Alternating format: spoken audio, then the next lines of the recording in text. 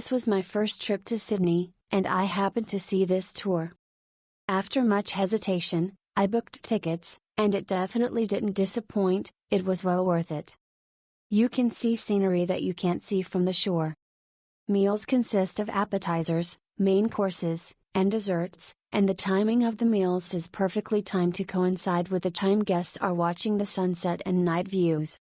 There's no situation where I want to see the scenery but the food is too cold or I don't have time to eat it.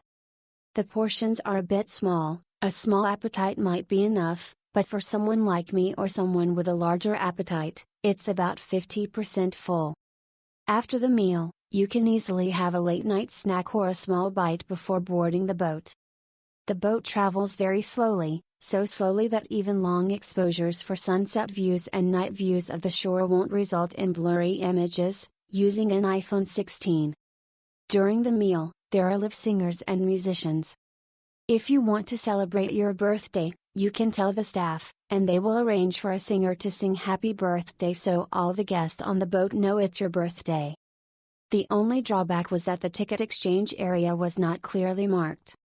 Although it was stated that tickets could be exchanged at the office, the address found on Google did not match the actual location. We ended up arriving at the designated location by looking at a photo of the pier.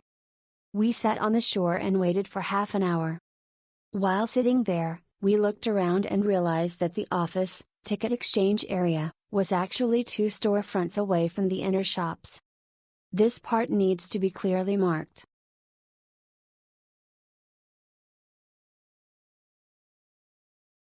It was a wonderful optional tour.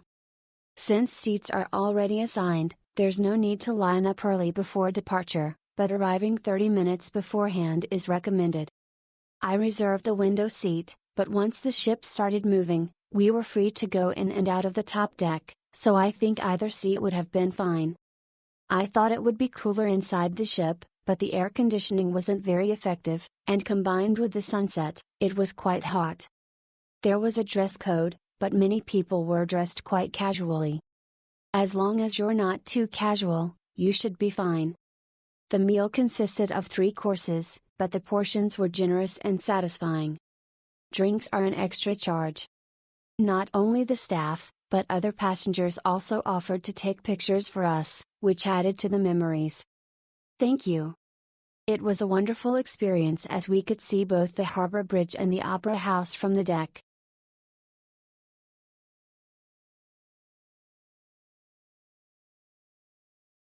While it's largely weather dependent, the cruise ship isn't too large, so you can enjoy the scenery from every seat.